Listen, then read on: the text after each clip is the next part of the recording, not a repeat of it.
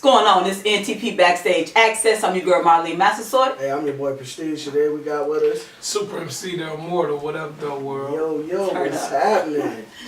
Man, you just touching back down in Detroit. Where the hell you been? Oh man, South by Southwest.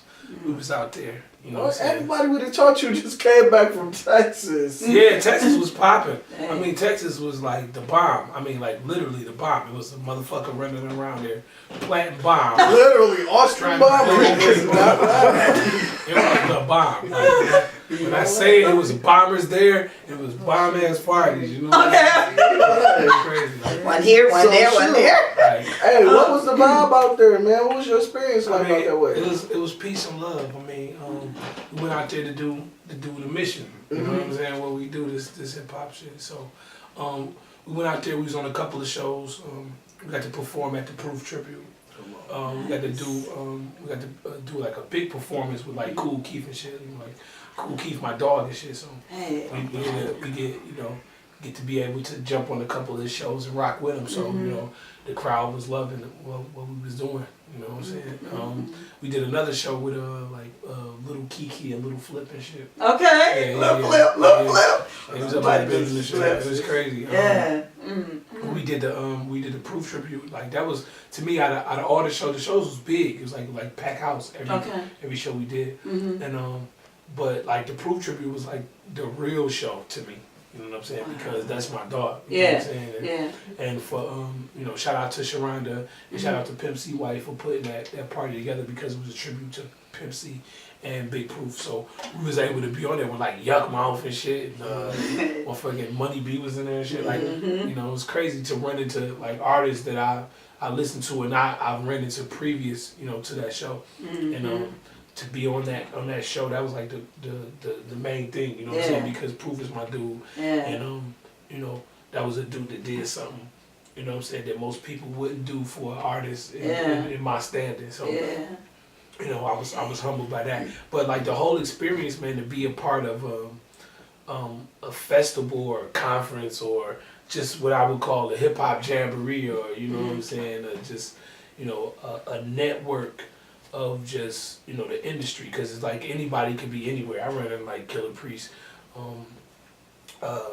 and just just to be able to be in that atmosphere and to be able to reach out to these like particular artists, and these artists may have heard your music and they may not, but to be there, it's like that's a place that I would think that any aspiring artist would be in these like different festivals and these different conferences, because you want to be in that realm, in that light, in that action.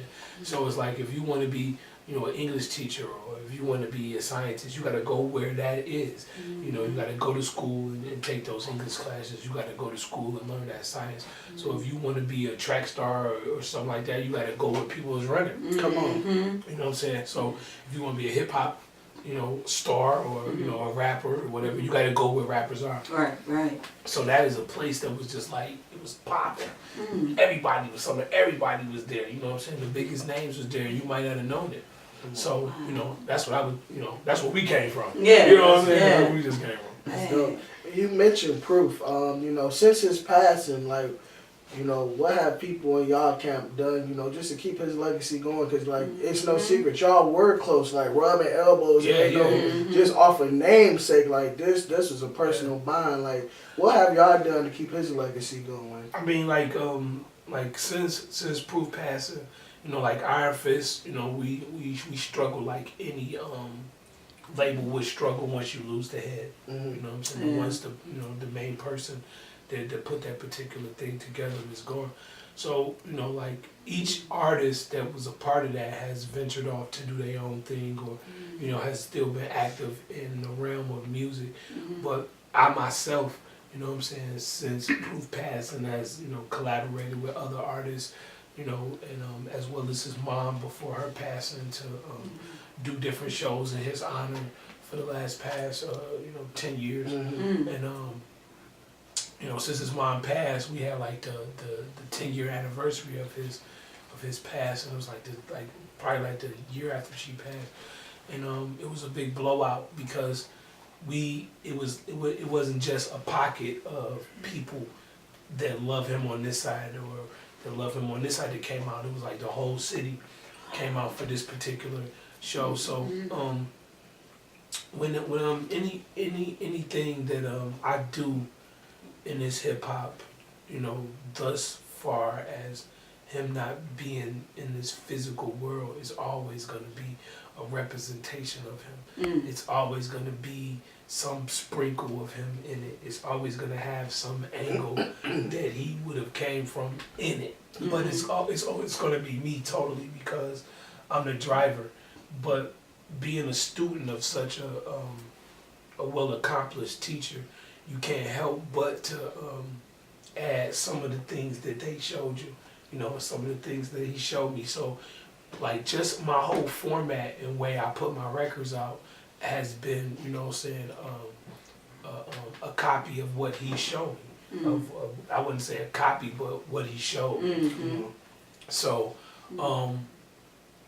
and like far as like, I don't even want to say copy because I was already Super MC, you know what I'm saying, before, you know what I'm saying, P even pulled me into that light to be around it, but that was always my guy. It was just the fact that you know how like I said this in the Thorough-matic interview. And it was like, you know how you deal with people and they tell you something, Marline, right? That's it.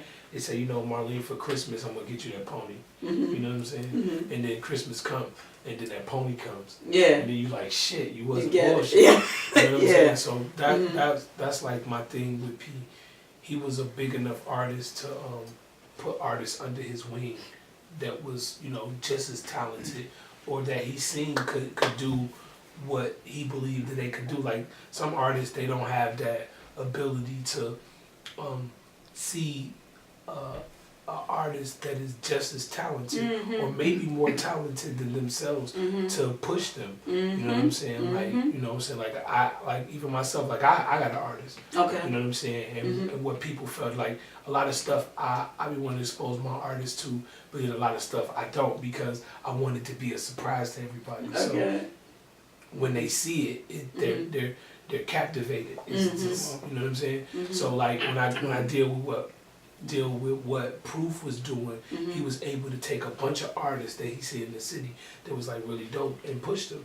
And that's what, you know, in this hip hop game you fail to see. Like I don't know if should I say this, but like when you deal with the situation like with hip hop artists like LL Cool J and Cannabis, right? To me, I think in some type of way, you know, LL might have felt a certain way about Cannabis' lyrical ability, you know what I'm saying? And he may have had, you know, certain type of reservations.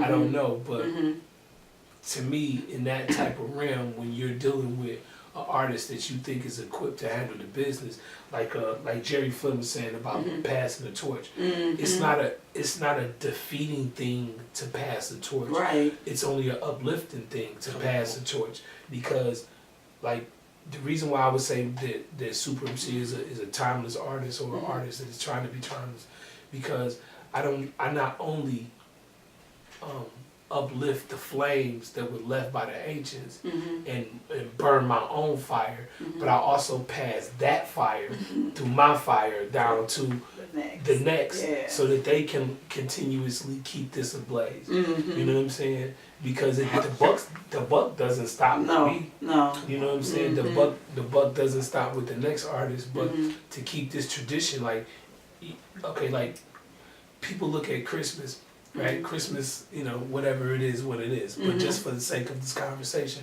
like Christmas has been passed down for generation to generation. And every generation, people kept those. They going.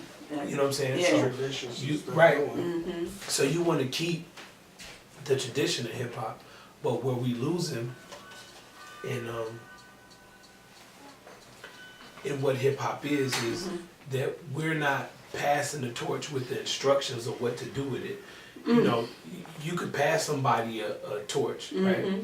And don't give them the instructions of what to do with it. And now they got cars on fire, it's little babies on fire, you know, it's trees on fire, it's old ladies cooking in the middle of the street. You're like, yo, I gave you fire to heat yourself, but you chose to do it in a crazy way. So you gotta always pass the torch, but also pass the torch with instructions. You know what I'm saying? And what to do with this torch, because burning old ladies with the torch is not what it's doing. Right. And So, that's just a culture and what you guys have been speaking on, period. Like today, period. Y'all been talking about taking what you learn and then giving it back to the younger people or to the people who you know can handle that responsibility. That's a beautiful thing right there. I mean, the mentorship. Yeah, Marline. I mean, like, as an artist, we all want to be timeless, or we all want to make the timeless sound or the timeless hit, right? Yeah. But in order to do that, what you're right, you have to almost see so futuristic that the people in the present are able to catch it, and the people tomorrow are able to catch it, and the people next day are able to catch it, and down the line are able to catch it. Right. But what you have to do is to be able to capture what will be generationally common between my generation to the next generation and to the next generation. So, you know what I'm saying? Like, we all go through that shit. You feel me? So hardship will never die. You know what I'm saying? Right. You know, the struggle will never die. The will to overcome will never die. The whole theme of, you know, us free. You know what I mean? You joking about it, but that's it'll true. never die. Yeah. Social injustice will never die, because there's always going to be classes. There's always going to be pompous people to think they're, you know, better than people that are of the grime or of the mud. Yeah. You know what I'm saying? When we all go back to the mud, as does us. Exactly. You know what I'm saying? To keep this culture sound, we must, the old school artists and, you know, the latter school artists, and then the younger school of art, you know, has to be able to understand what happened in time. Okay, it's like, at one time we thought Bruce Lee was probably like one of the greatest fighters ever in the world. Right. Then at one time, you know, we thought Jet Li probably was one of the greatest fighters. Then, you know, we saw Mbak. You thought Tony Jaa was like, you know, fuck, Tony Jaa beat the shit out of there. You know what I mean? Yeah. But what you fail to realize is, if it wasn't no Bruce Lee, it wouldn't have been no Jet Li, and then it wouldn't have been a Tony Jaa. Come on. So you have to respect the Model T if you're gonna be all in love with the Ferrari. You know what I'm saying? Yeah. You understand? Yeah. Because the Model T was the framework to the advancement to the Ferrari. You know what I'm saying? So when you embody your humble beginnings, as well as your striving present to your immaculate future, you know what I'm saying? Come on, yeah, like, I'm there. Like, you become something else. You're able to gauge certain things. Okay, like people don't understand about hip hop is, in order to be a better MC, in order to be a supreme rapper, you have to study the rappers that came before you. Yeah. You have to, because that shows you what not to do, what not to duplicate, or what to embody. Yeah. You feel me? But when you don't know that, you got people that's coming up with a style that they think is the style that they created. But really, nigga, I can go back and show you all type of hip hop niggas that came up with that style, and you niggas didn't do it. Like, everybody's rapping fast. Like, the whole thing is the rapping fast, the double time, right? Yeah. All you niggas are the grandson of fucking Chip Fu or the Foosh niggas. Like, I don't give a fuck what you're talking about. Look them up. Right. Look them up. Nah, you're right. Okay, and I'll even add another nigga to that thing. Y'all all students of the DOC, and y'all don't even know. Come on. Because the DOC was a lyrically fast person. If you listen to like the grand finale, singing, swinging, a brand new rap on the rhythm, kick, I get back my homie in the back end, if it make it, you know what I'm saying? Come on. Like, that's that amigo type flow. Yeah. You know, you see what I'm saying? Yeah. But like, I made a joke. I always be doing some crazy shit. You know, saying something crazy. Like I said, Future, Drake, and the Amigos are the new Daz Effect. And everybody was like, how so? What are you talking about? I said, because everybody and their baby mama who could rap at that time, and Das Effect came out, they bit Das Effect style. Because Das Effect came with that riggedy row, giggity gag zooks, here I go. So everybody in their rap was like, I'm biggity bad, I'm diggity dog, I'm kickity kicking, I'm a friggity frog. You know what I'm saying? You know, everybody was doing that giggity iggity. So by the time Das Effect came out with another album to do their own style, they couldn't do it. Why? Because the whole industry had absorbed their personality, their hip hop personality, and everybody wouldn't admit it. But we can go back and listen to that shit again. It's documented. You can listen to it and hear that shit. So today, when I listen to rappers, and I listen to a time where everybody wants to fight for social equality. Everybody wants this equal shit. You know what I'm saying? Everybody, but how can you? Please leave a message. How can you want to be full of equality and you want your own equal space and your own equal right, but you choose to copy and bite what other people are doing? Yeah. You know what I'm saying? You choose to mimic everything or the sounds around you. And then for the one thing, when rappers do that to me, it's like, motherfucker, ain't you listening? It's like in a conversation when somebody is telling you something, Quan, you know what I'm saying? And For sure. One thing about a conversation is you have to listen and you have to retort, right? So Exactly. you have to listen to what a motherfucker said, and then you either have to defend yourself or give the definition to what they're lacking. You have to feed them what they're lacking in the conversation. That's how you do the sender and the receiver, right? But how can you listen to what you're doing